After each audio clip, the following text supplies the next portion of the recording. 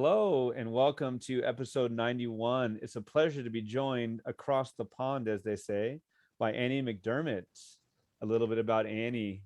Her published and forthcoming translations include Mario Levrero's Empty Words and the Luminous Novel, which of course we're going to talk a lot about today, from And Other Stories and Coffee House Press, Feebleminded by Ariana Harwicz, co-translation with Carolina Orloff from Charco Press, and City of Ulysses by Teolinda Gersão. She's going to help me with pronunciation. Correct. Oh, thank you. Co-translation with Jethro Soutar from Dalkey Archive Press. And Annie has previously lived in Mexico City and Sao Paulo, Brazil, and is now based in London, from which she's speaking to me today. How are you? Hey, I'm well, thank you. I'm not actually speaking to you from London. I'm speaking to you from Hastings, which is a seaside town on the south coast where I now live. Oh, okay. Nice. Well, again, thanks so much for your time and, being on the other side of the pond. I know it's a little bit later in your day, so really appreciate it. And I am steeped in the Luminous Novel, which is on my right shoulder there. Wow. It's one of those that's like, I don't know that I've ever read anything like that. I'm sure people have said that before, similar things. And I'm looking forward to talking about that in a little bit. Tell me about how it feels like kind of in the aftermath, the immediate aftermath. The book has been published within the last month. It came out in August, so it's had a few months out in the world now. Which has been really great. I feel like I'd been waiting a long time. I did the translation in 2018, and even before that, there was a lot of years of kind of getting even to that point, working it all out. So it feels kind of amazing that it's actually out there and people are reading it and writing about it and talking about it. Being perplexed and amazed by it. And again, congratulations. And we talked about before we started recording it. It was featured in the New York Times, The Guardian. With a lot of fanfare, and I wonder some of the feedback you've gotten, some of the the positive feedback you've gotten since it's come out. Yeah, it's been really amazing, all of the coverage and the way that it's been received differently by different people. I think something that you often think about as a translator is you want your translation to allow people to read book in different ways, rather than, or at least I kind of worry that I'm only giving people my experience of a book. I want the translation to be as open to people experiencing it differently as the original book is. And it's been kind of fun seeing different reviewers finding different things in it, finding it interminably boring and a massive slog, or finding it wildly entertaining all the way through, finding it funny, finding it sad. Like it's been nice seeing that it can be as sort of flexible and varied in translation as in the original. Oh, there you go. You got like plausible deniability, right? If they don't like it, it's like, well, it was Mario's words. Well, yeah, not my book. And if they love it, it's like, well, I brought it to the forefront. Thank you. Yeah, totally. That's great. So in growing up, I don't know that translators were always known about. I don't feel like I knew about translators for a while. I was always transfixed by the idea of reading a book and it said something like, translated from the Greek. It was so imperial, that kind of thing.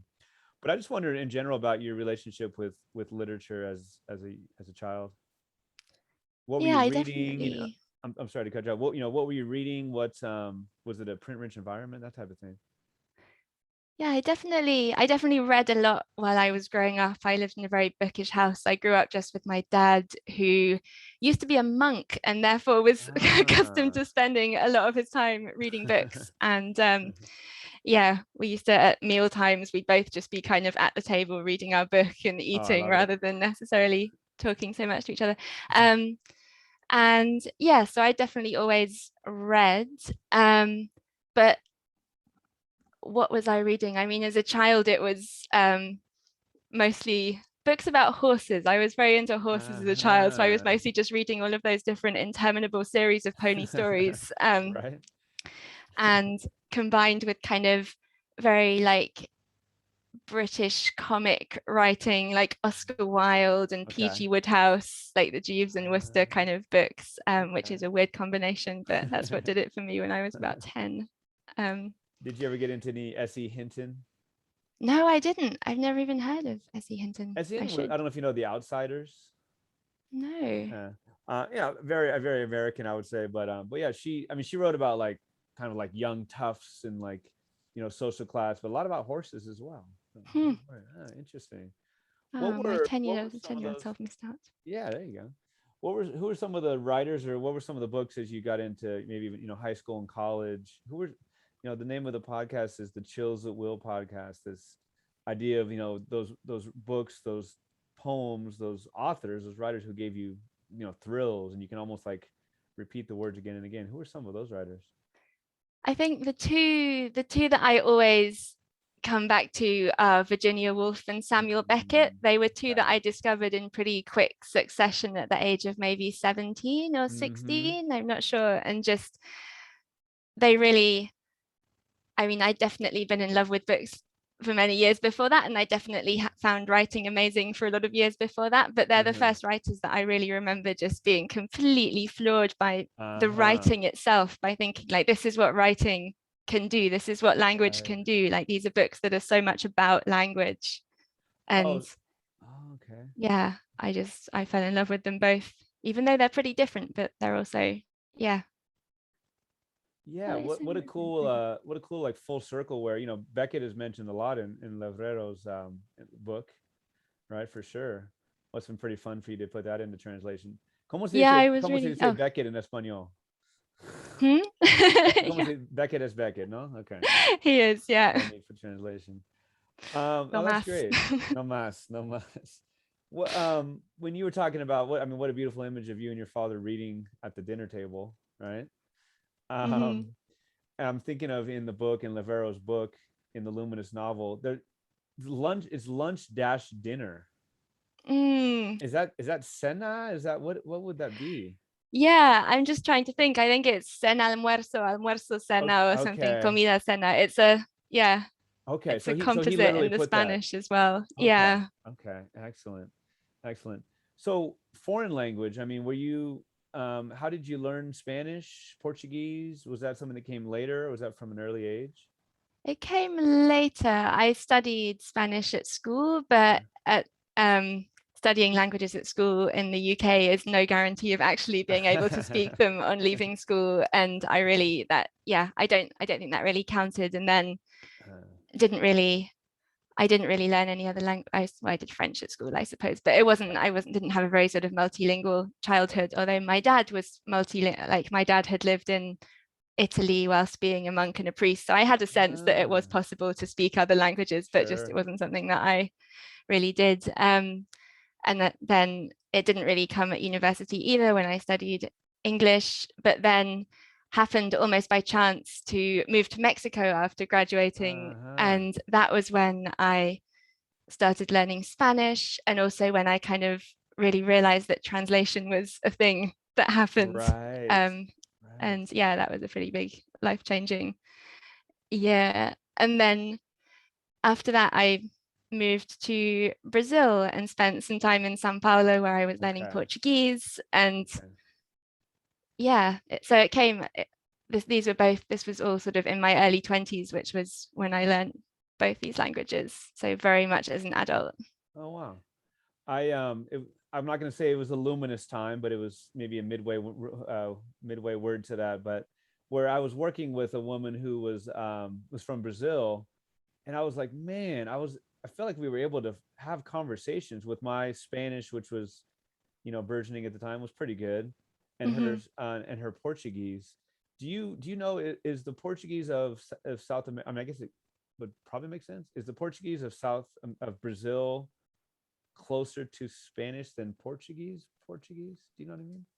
Or is that hard to say?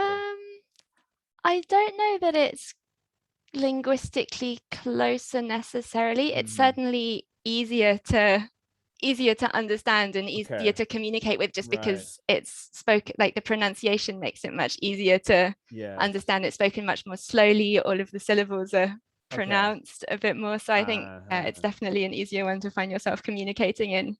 It's more, maybe a bit more Portuñol, for example, which is definitely what I communicated in my first months in Brazil.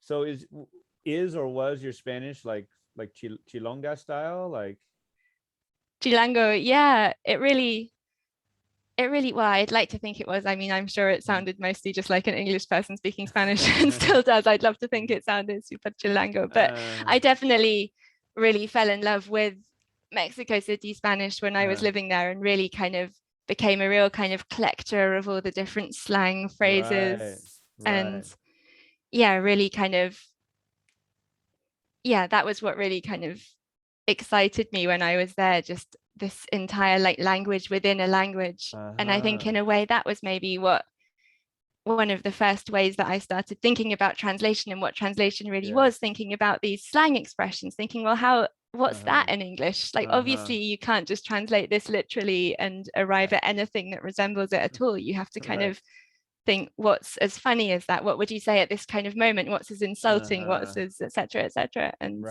yeah. Oh, that's cool. Well, so I'm thinking of like, I don't know if it's just Mexico City, but like que padre, is that like yeah, cool, right? More or less. Like, yeah, cool. totally. And then how about fresa? I always ask about fresa. Is fresa like an insult, or is it like just kind of like fresa is kind of like somebody like nose up in the air type? Or yeah, like someone kind of like, yeah, it's an insult. It's like I would say, yeah, like someone kind of fancy someone who lives in like the posh part of town. Okay, I always go with like the name brand, clothes, that kind of thing. Yeah, exactly. Okay. So what was like a eureka moment or moments for you when you were like, I can translate, I can do this well, and people want to read it? What was there like a one moment or moments where that happened? I feel like there was a bit of a eureka moment when I realized that translation was a possible profession for me, or when I kind of decided, no, this is what I want to be, because that was what I definitely did not know when I moved to Mexico, or indeed for any of the years leading up to that, was what I did actually want to do. And that was one of the reasons that I moved to Mexico, just in case that solved that problem, and it did, which was handy. But I think I'd always thought very closely about language. I'd always been really interested in writing. I'd always loved doing things with language and thinking about the things that other people do with language. But being an academic didn't quite seem like the right thing to do as a result of that. It seemed a bit too kind of in its own world. Like I always really loved doing close readings of texts, close readings of particular passages, but it didn't quite feel like that was all I wanted to do with my life ever. And then, but also I tried to write myself, but realized that I don't really have any original ideas at all. And so that just became quite stressful, trying to write stories and novels. And so when I kind of realized that literary translation existed, which was actually because I had friends in Mexico who did that, who were translators from English into Spanish, it suddenly occurred to me that it was just the perfect solution. It was a way of reading closely, of writing, of not having to have any ideas of my own. And I remember I was teaching English in Mexico. I was giving private English lessons. And I remember just the day that I decided this, turning up to one of my private lessons and just saying, guess what? I've decided that I want to be a translator. And to me, it was this great momentous moment. And my student was just like, yeah, cool, whatever. Let's get on with the past tense. But I remember announcing that for the first time and feeling really excited about it. Oh, that's cool. I wonder a little bit about the process, the methodology of translating. I mean, you talk about, obviously, grew up in England, so there's obviously different dialects or types of English. Spanish, of course, the same way. You're gonna go to Puerto Rico and you're gonna hear a different accent. You're gonna drop the S. Obviously, all kinds of different words, and based on history. I'm not not telling you anything new. So, is there like a standard, quote unquote, like Spanish that you go for? Is there a Uruguayan Spanish that you go for with with this particular translation? How does that work? I think in terms of what Spanish I go for, that's kind of decided for me in terms of which books I end up translating, which and so then it's kind of what English you go for to match whatever Spanish. That's the better question. Pardon me. Yes, that's a better question. But yeah, like definitely you're really aware of the kind of non-standardness of the language that you're translating from and the language you're translating into, and really it's all non-standard, because the more you think about it, the more absurd it becomes, the idea that there is a single kind of, a single correct standard version of either of these languages, which are spoken in absolutely loads of countries, parts of the world, etc., etc. But I think when it comes to the choices I make in English, it's not necessarily to reflect that the Spanish that I'm translating from is, for example, Uruguayan, because that's just the language I'm translating from. It's more what the register is and what the tone is. Like, for example, if you're translating something with a lot of slang, then you want to kind of replicate that register in the English. If it's a very kind of informal oral register, you want to find an English that can reflect that. And if it's a very kind of literary or formal or even a kind of placeless kind of source text, so it's all about reflecting. It's all about kind of thinking about how it feels to read the text that you're translating in the original language for those readers, and trying to replicate that experience for your readers. Sure. I mean, I think a lot of it's probably self-deprecating, but you hear like writers down the road will be like, oh my gosh, I found something I did 12 years ago when I was starting to write and it was horrible. Like, can you see a marked difference in your translation from the beginning to now? I think I can. I can see it in glimpses, because I'm very allowed. I find it quite strange to read my own translations from a long time ago, and I'm a bit afraid to do it. But if ever it's forced upon me, I think I do notice a difference. I think it's a craft. It's something that you get better at. Sure. And I think I noticed two main changes. I think I noticed three main changes, and one is that I use fewer words. I think I'm less wordy in translations now, which I think perhaps when you're translating from Spanish, because often the sentence structure in Spanish, if you replicate it to exactly in English, leads you to sound quite wordy, and a lot of like the this of this does this to me, rather than like I think whatever. So yeah, I noticed that I'm wordier in the past, and maybe a little bit less willing to depart from the original. So I think you need to be quite brave sometimes as a translator to realize that no, what's actually a better translation is actually much further literally from what you're translating. But so I think I notice those changes, definitely. Interesting. I guess what I was trying to get at with the Spanish English standard, quote unquote, how do you fill in the gaps? I mean, as well as Spanish, you're writing, you're translating somebody who wrote something in 1985-ish, 2000-ish, Montevideo, Uruguay, very specific with references to the president at the time, and the violence on the streets or the pickpocket, like very specific contemporary things. How do you kind of fill in the gaps of what you don't know, and even like an idiom that's maybe very specific to Uruguay, that kind of thing? Yeah, it's a really good question, and it's definitely something I thought about a lot while translating the Luminous novel, because you're right that it is very specifically located in Montevideo, but in quite kind of subtle ways, because it's mostly specifically located inside the apartment of this one guy, and you might think that that's quite a kind of neutral space, but and it could be anywhere, but it really couldn't be anywhere. It really like the food that he's eating, the streets that he's walking, even his kind of, he doesn't get extremely in depth about the history, and like there is the sort of looming shadow of the dictatorship in some of his discussion of feeling kind of alienated, particularly when he's looking back or when he's writing the Luminous novel itself, and he talks about feeling alienated from the city or feeling like his freedoms being restricted. So all of these things are affecting, kind of constructing this sense of place. And if you're reading it and you don't know, if you're reading a translation and you don't know anything about Uruguay, which is the case with large numbers of people who are reading this translation, you won't necessarily notice these things in the way that you do if you're reading it from Uruguay. And so I think with as a translator, you're sort of choosing which things to kind of explain a bit more, like, and some of that ends up being like, the good thing about translating a diary is that especially the diary of someone whose life is quite repetitive, is that things come up a lot. So you can kind of, you can teach your readers things as you go along. Yes. So I kind of left in the word boliche, which is for a kind of bar, cafe, because he goes to them so often that you can kind of, and every time he sits at a table and has a coffee, and you can kind of get the idea that this is what one of those is. And the same thing with milanesas. He's always eating milanesas. And in that case, I think I slipped in a kind of sneaky extra bit of explanation at some point, mentioning like meat and breadcrumbs, thinking I can teach people what these are, and then I can continue to use the Spanish words.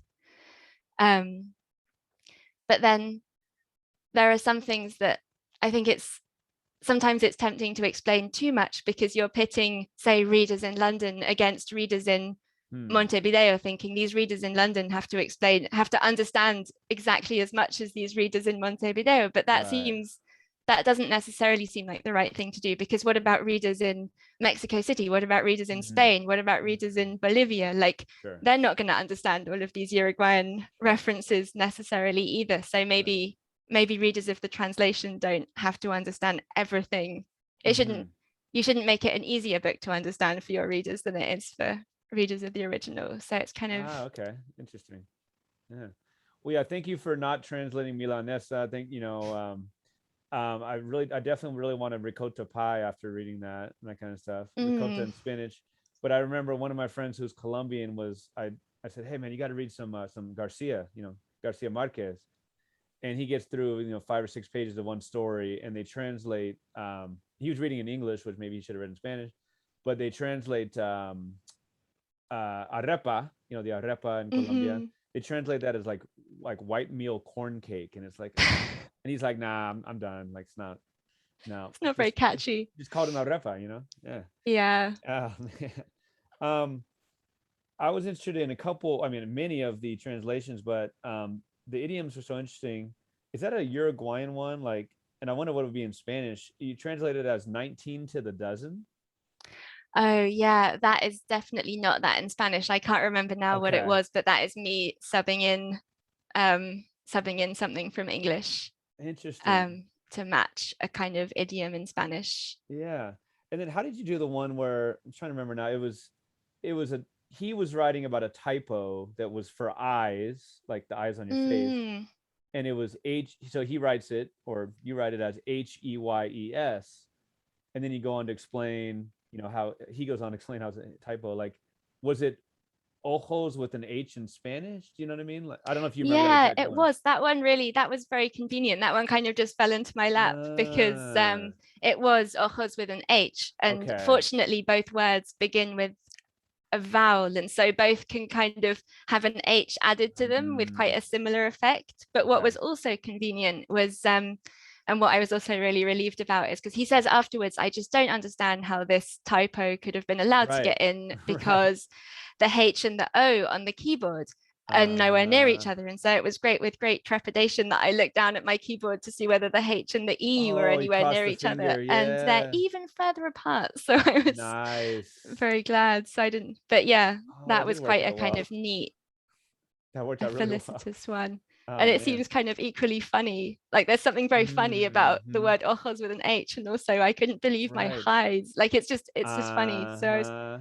I was pleased it seemed funny both times. There are just layers of meta here, right? I mean, there's meta in the part that we just talked about. The whole book is meta fiction, just thinking about oh my gosh. So for it to be in English and be a similar typo, it's wow, that's cool.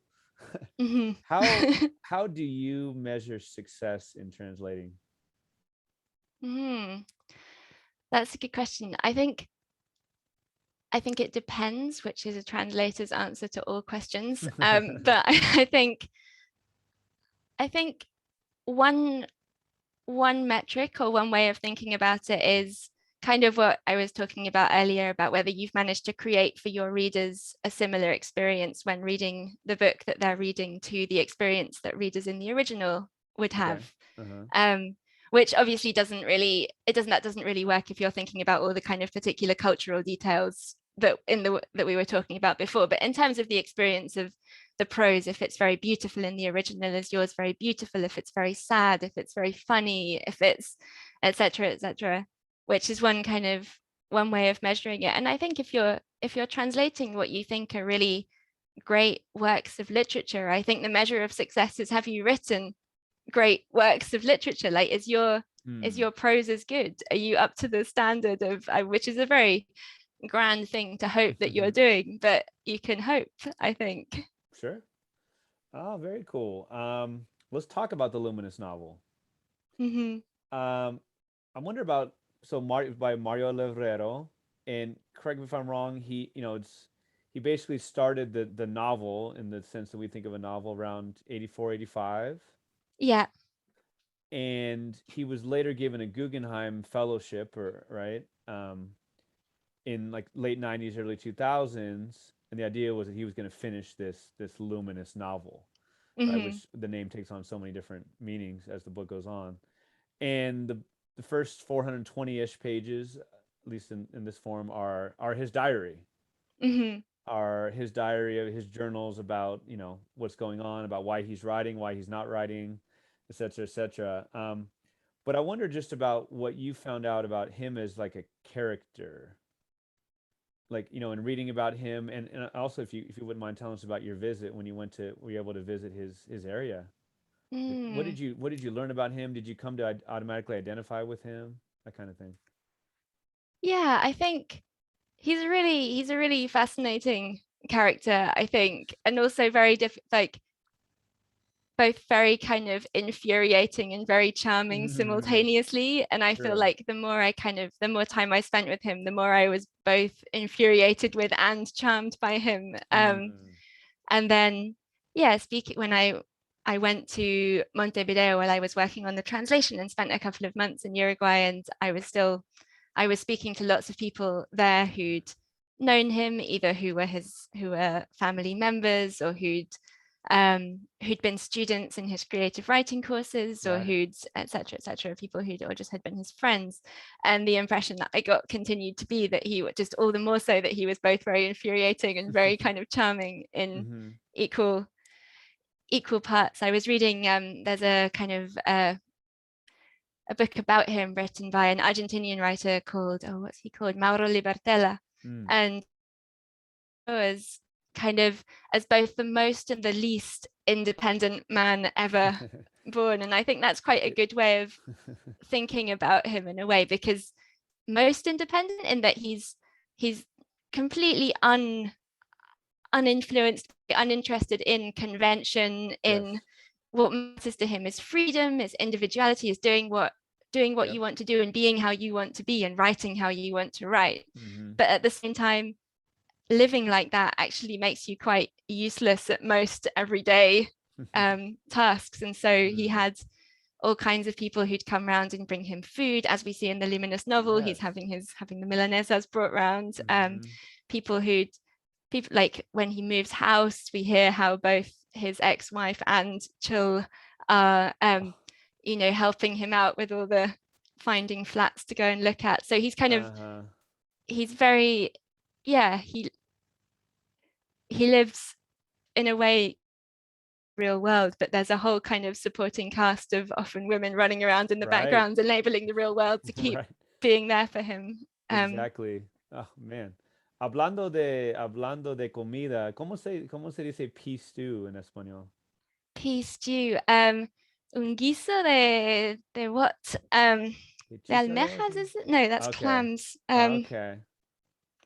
I forget what it is. I'm just that was no big deal. That was just one of the foods, right? That was referenced a lot. But yeah, it's definitely a guiso. Sometimes a guisote, like really, really great stew. Guisote. Oh man.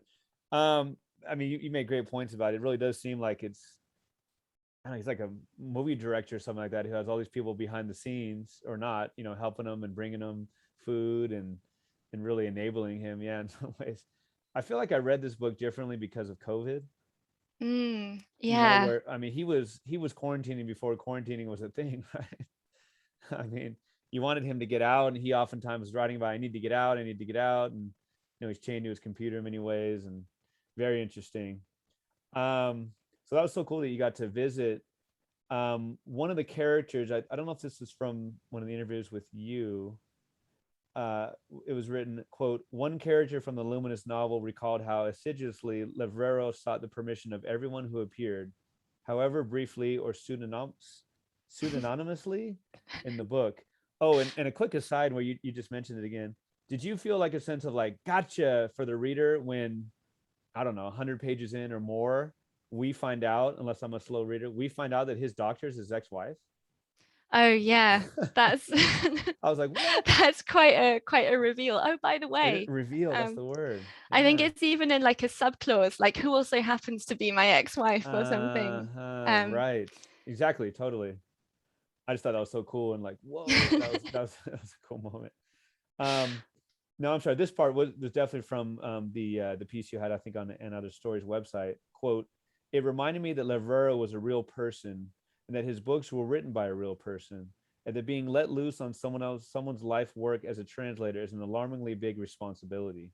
I left Uruguay determined to listen even more closely to his writing and to ensure there's room in my translation for all its contradictions, complexities, and eccentricities. And don't tell me you don't have original ideas. That is beautiful writing there on your part. Man. So are you tied in with Levrero, like do you still think about him, or is it like on to the next project? I think because I spent a full year working on the Luminous novel pretty much full time, which is a strange thought in retrospect because that's ages, but I hadn't really, Right. it was only the second book that I'd ever translated, I think, at that point, or certainly by myself. I'd done a couple of co-translations as well. So I think maybe I thought all books were like that. And actually, in retrospect, it was a particularly long and particularly kind of intense translation experience. And I think I felt it became a bit of a kind of weird running joke with myself, the question of kind of whether I was just going to turn into Levrero during the course of this time, since he had this kind of big grant from the Guggenheim Foundation, and he had a year in which he was going to finish this book, and I had a grant, not really Guggenheim size, but I had a grant and the year in which I was going to finish this translation, and so I felt like we were in a similar position, trying to get up in the morning and do the thing that we were supposed to do. So I felt like I did kind of relate to him, and also he's just quite a fun person to try and fit yourself into the head of. Right. Now that would have been some quite a modern art installation, right? Of you like doing the same thing as him. It's like modern art or something. I don't know. That would have been pretty cool. Writing my own diary, handing that in instead of the translation. Correct. The book is like most journals and diaries. It's, a stream of consciousness, the right way to put it. When I think of that, I think of kind of like crazy, like not making any sense. It makes sense. But it's full of minutia, of course. Stuff about his computer, about the DOS, and Microsoft Word, and all the computer things, and his chairs and his furniture, and the boliche, like you talked about, the bread he's going to get, his stomach issues. Back from what you know about his life previously, was he like destined to be a grumpy old man? Was he a grumpy young man as well? He was a grumpy young man, I would say. I think I think this makes a lot of sense as this like luminous, the time he's writing the Diary of the Grant makes a lot of sense as kind of his ultimate destiny. Like he was like, he lived almost all of his life in Montevideo, almost all of it in, well, the beginning, like large number of years, like a couple of decades or something, in one apartment, and then he moved around a tiny bit. He had a few years in Argentina, which we hear about a bit in the Luminous novel, but he was very very located in Montevideo, very unwilling to travel. He briefly unexpectedly traveled to France when he fell in love with a French woman and spent a few months there as his only other trip anywhere. And he decided that it was time for him to go back to Uruguay when he'd been there a few months, and he'd been kind of learning a bit of French while he was there, and he'd been reading this newspaper in French, and he found that like the French words were all kind of floating around in his head and falling into place, and he felt like maybe he was losing Spanish at the same time. And too much transformation for me, and he immediately went back to Uruguay. So he was pretty like, he wasn't interested in kind of traveling around and absorbing I wonder, in that sense. I wonder about the chronology. So he passed away in 2004. Yeah, I so think. I mean, you know, right. I mean, he talks a lot about mortality for sure, tangentially or not. I mean, he talks about, even in the beginning of like the novel, when he's in his 40s, or his character, whatever, you know, he talks about, oh, this gallstone's going to kill me. Like he even says he's facetious, but you know, he doesn't have horrible health problems, but he's not in great health. Do you think that he subconsciously or consciously wrote this book as like a, you know, did the journals and all that as like a goodbye? Yeah, it's interesting. Like he knew that I think he knew that he was coming towards the end of his life while he was writing the diary of the diary of the Grant, and he was genuinely very worried about the gallbladder operation that he had, that he's talking about during the Luminous Novel as well. Like that was kind of, because he talks about it in kind of a comical way sometimes, but that was kind of a big worry. So he does, and he talks about death a lot. Like he was someone who was just very afraid of death in his day-to-day life. So I think that is much on his mind while he's writing, but I'm not really sure I'm not sure what it means for how he's thinking about the writing that he's doing necessarily. Like I'm not sure whether he's seeing it as a kind of final word on anything, or final, because I think there are two kind of ways that life and death play out in the Luminous Novel, and I think in a way there's the kind of feeling that he does kind of maybe know that he's at the end of his life, but also there's something that he associates with life is this kind of very inspired kind of writing, which he's hardly doing at all, either in the Luminous Novel or in the diary. He's just talking about how he has done it and he wants to be doing it again, like this kind of completely inspired kind of periods where the out of you, it's all completely spontaneous. It's not an effort. You've got like the taste of a literary adventure in the back of your throat, which might just taste like might just taste like a normal taste, but no, it's like adrenaline and etc. But he's kind of chasing that state, but he can't get back into it, and so he's doing this other kind of writing, which is kind of the writing that fills the time while he's trying to get into that inspired state, which is the kind of writing about, like went to the shop and bought some mineral water and tried a new kind of cereal or something, which is it's the opposite of inspired writing. And he kind of complains about how he's not inspired, and it kind of feels like he's already writing from a kind of in a kind of literary afterlife, even at this moment. Like there's something kind of ghostly and strange about the fact that he's kind of padding about his apartment, like retired from the world, wishing that he was alive in the way that he used to be alive, and in a way that he can't be again. Right. Yeah, I mean, there's part of the diary where he talks about having suicidal thoughts, and you're like, oh no, like, but he really is like, I'm not gonna act on them at all, right? And he's like, it's the opposite of it, and like, you know, it's hard to imagine him as someone who's like, you know, seize the day, get out there and do things, and like, you know what I mean, like acting on it, but there is that vein of like, I do want to, whether I have 4 years left or 40 years left, I want to, obviously, you know, I want to write this novel, I want to find that inspiration. So yeah, he talks us away from like, I'm not suicidal at all. It's more like, here's the things I want to do, etc. So thank you for that. I appreciate that. Like you said, there's a split of the diary of the Grant, and there's the novel itself, which is maybe approximately 100 pages and is not finished, which is what makes the book what it is. I thought we could maybe talk about some of the themes.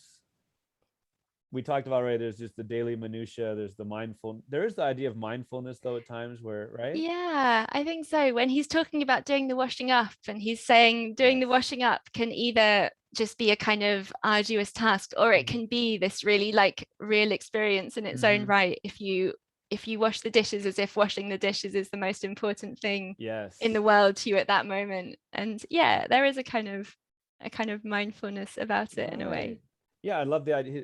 I think what you're talking about with the watching was when you mentioned leisure. Like he quotes leisure as leisure is not just, doesn't have to be, you know, laying down or sitting in your chair. It could be washing dishes, being tied into it, being, you know, being mindful, to keep using that term.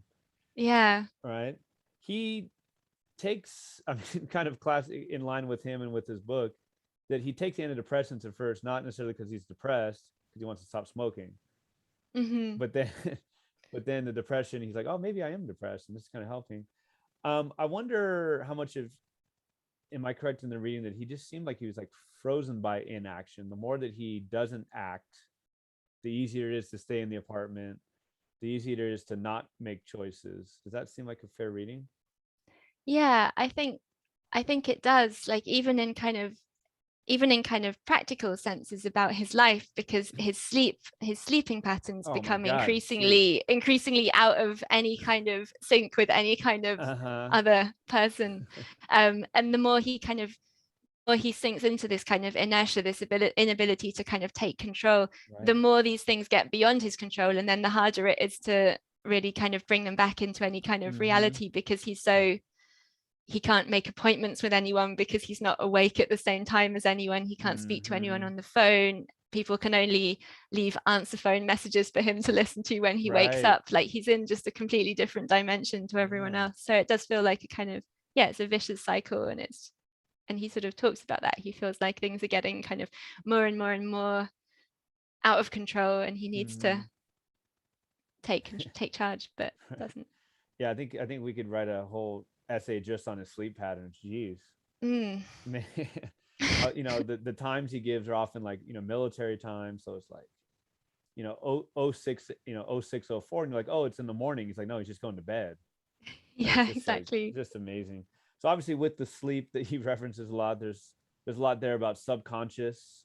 There's a lot about his dreams. I mean, his dreams are vivid, they're bold, they're often seemingly very literal, like even an amateur like me could figure them out.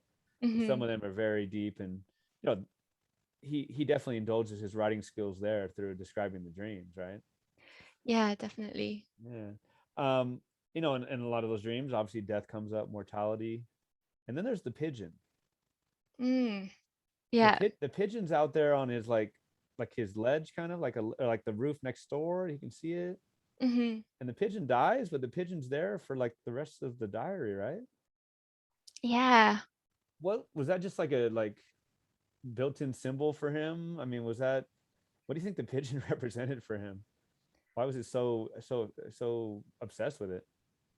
I feel like it is a kind of convenient metaphor that kind of literally drops from the sky onto the Yeah. roof next door for his kind of, for these his literary ambitions, for the kind of this Mm, kind of inspired self that he's talking about wanting to become again, sure. and for this kind of, and for the luminous novel that he's trying to kind of breathe life back into, because he does have to breathe life back into it. He can't just continue on where he left off. He has to become, he talks about this a lot, he has to become the person that he was when he was writing it the first time, Mm, which feels almost like a kind of, you know, possession or something, like some kind of, he has to possess his old self in order to continue where his old self left off. And I feel right. like this kind of, this slowly decomposing, increasingly unrecognizable clump of grey feathers on the roof next door is Mm, the very kind of like unglamorous and uninspiring kind of metaphor for this yeah, this project that's not getting off the ground.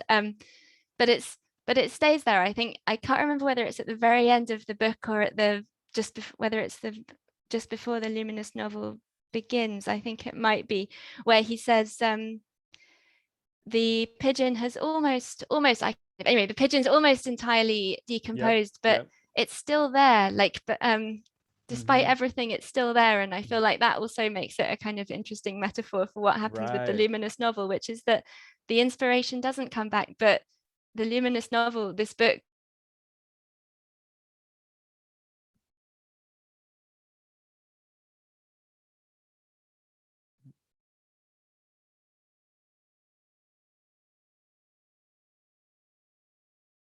that I think means that the metaphor continues right to the end.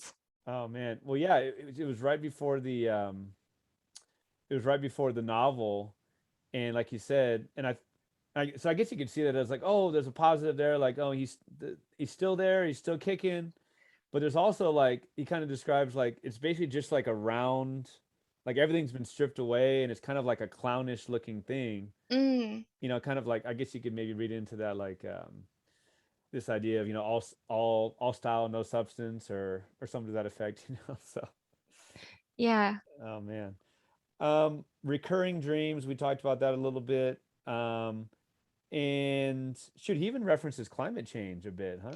Yeah, this is incredible. This is Right. very yeah, he's really prescient on a couple of things, and Uh-huh. climate change is one of them. And this kind of idea that we'll all be apologizing to our grandchildren for turning up Yes. the air conditioning, which is Yes. exactly what everyone feels like now. I know. I mean, it wasn't like it was 50 or 100 years ago. I mean, obviously people were talking about global warming at the time a bit, but yeah, he was on it. Unfortunately, I wish he were wrong, of course, but Yeah. he's right on.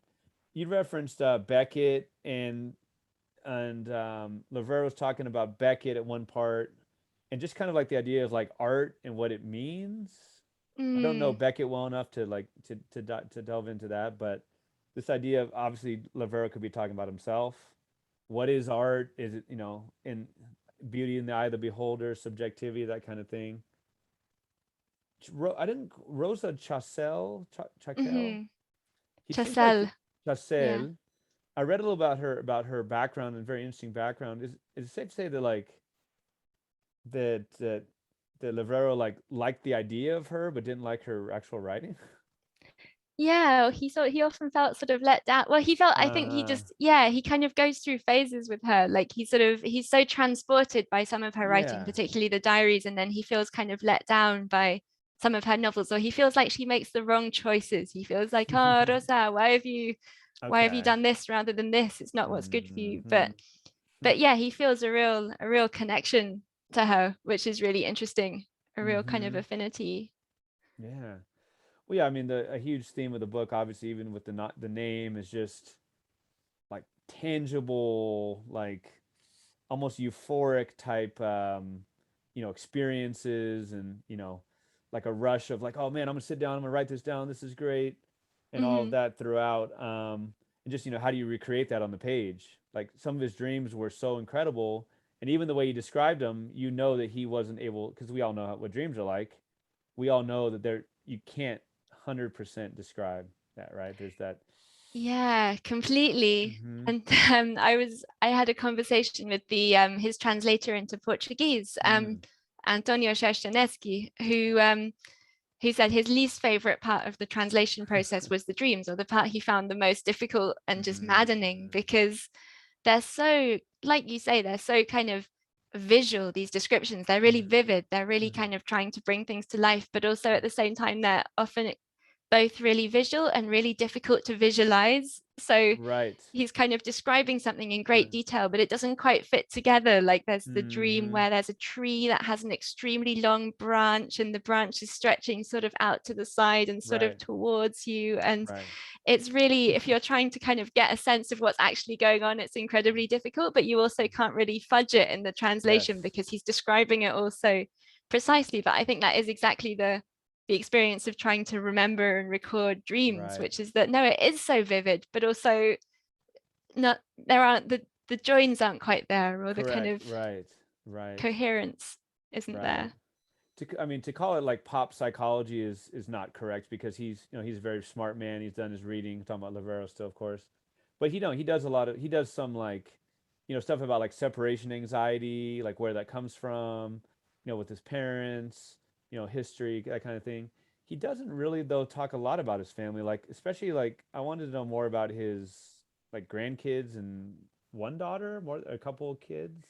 One daughter, I think. Yeah, so he has, as far as I know, and if they're listening and there are more of them, I apologize to them. Right. He has a son and a daughter, and also a stepson, Juan Okay. Ignacio, who briefly Right. appears in the Right. Luminous Novel, but who plays a big role in El Discurso Vacío, Empty See. Words, because at that time Levrero was living with him and his mother. So Levrero gets together with the mother of Juan Ignacio, and Right. so he becomes his stepfather. So there are children around, but he doesn't do a great deal of looking after them. Sure. But yeah, I mean, it makes sense. They're older. They're out of the house. It's not like he's, they're with him. I almost feel like Levrero himself would kind of be like, oh, this is too cheesy. This is too like pop culture or whatever. But he quotes like Einstein, this idea of interconnectedness, not pop culture, but kind of like, out there, kind of ethereal type of stuff, right? But this idea, some beautiful ideas of like collectivity and how we're interconnected. He quotes the Einstein one as well. Intimacy. He sleeps with women a lot, but doesn't, not necessarily sexual. But I mean, there's a lot there obviously about like wishing he were younger, wishing he were more attractive, to women and that kind of thing. How do you know for sure? How old do you picture CHL or La Chica Lista? How old do you picture her to be?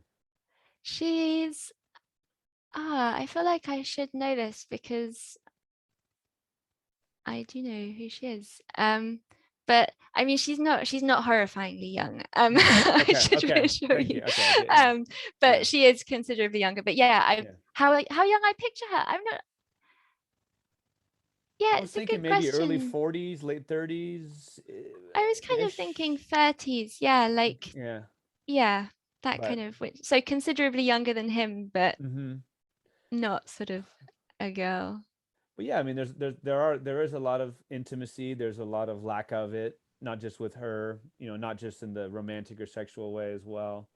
Obviously, that's something he's looking for, but also repelled from, and we talked about that already a little bit. But something that's interesting to me about the novel itself, the novel, let's say that it was supposed to be, was that, and he writes about it, how it's like, okay, this was started in 1984-ish, plus all the, the years of thinking about it and just being a person. And then hitting it 14, 15, 16 years later, something like this idea of like continuity and that, things change and I'm a different person. I'm a totally different person. Doesn't, even if I'm writing fiction, ostensibly, it's going to be a different book. So just the idea of like the subjectivity of memory was something that I thought shone through really brightly. Definitely. And then of course, procrastination. We can all identify, right? Yeah, 100%. I bet it was a lot of fun translating the letters he wrote, or the fake letters he wrote, possibly real letters to Guggenheim himself, Mr. Guggenheim. Yeah, they were a lot of fun. I enjoyed those a lot. Regards to Mrs. Guggenheim is one of my favorite favorite lines in the book, I think. I want to say in about 20 days or so, it'll be the anniversary of his D-Day. December 1st for him was going to be the day. Oh, yeah. That he was going to start the novel or continue the novel. And then, of course, with a couple sentences, he's just like, oh, I couldn't get to it. Didn't happen. Oh, wow. So, yeah, the anniversary of that, I'll have to not do something that I really need to do on that day just to mark it respectfully. I thought before we get to the translation side by side, the nice little happy ending, if you will, he had some little triumphs. He did. Right? We got a lot, we all got to just celebrate him, right? He got some writing done this one day and he celebrates it. He got some great, like you said, not just, ¿cómo se dice stew again? Guiso. Not just a guiso, but a guisote. Yeah. Right? He got some milanesas. And page 192, Microsoft Word is working. Yes, that's huge. Exclamation points all around, right? Yeah. Small victories. Small victories. Again, such an interesting, eccentric, fun read, and you're obviously a big part of that. Congratulations on quite an accomplishment. Thank you. Thanks for reading it. Oh man, it wasn't like you translated a 2-page essay. This was a beast, right? I wonder if maybe we could talk a little bit about just one or two excerpts and kind of side by side and juxtaposing and kind of what your thought process was in the translation. Yeah, I've picked one out because there's quite a bit in it, so I thought that would probably help. And it does actually cover guisote and milanesas and various other things. So it's So yeah, should I read it in Spanish first or should I read it in English? It's like 6 lines or so. Should I read it in English and then just talk about what the Spanish is maybe how would you like to do it? Whatever you prefer. I would think maybe off the bat I would think Spanish first, but totally you're the expert. Whatever you like. Okay, um I'll read the Spanish first. It's not a big decision. Choose one. Choose one, Okay. flip a coin. So this is on Wednesday, the 16th of what month? It's very close to the beginning of the diary. You don't get the month on every page of That's right. August, so very near the Okay. beginning. Exquisito el, diría Archie Goodwin en traducción de Macho Quevedo, guisote de chul. Lo probé por primera vez, ya que ayer las milanesas me habían hecho olvidar el guiso. De todos modos, después del plato de guiso, una milanesa. Ah, las milanesas, algo que nunca supe hacer, por más que me enseñaron. Me quedan sistemáticamente mal. Al freírlas, se separa la cáscara. So, and this becomes in English. Exquisite, as Archie Goodwin would say in the Rex Stout books in Macho Quevedo's translation, that stew of chulls. I've just tried it for the first time since the milanesas yesterday made me forget all about it. Even so, after the plate of stew today, a milanesa. Milanesas, something I've never known how to make, much as people have tried to teach me. They always and invariably turn out wrong. The breadcrumbs come off the meat when I fry them. Okay. So cascara, I'm thinking of like a shell, right? Yeah. Okay. So cascara, But that it's makes the sense. kind of, the outer layer. Right. Okay. Interesting. And then freír, of course. Very interesting.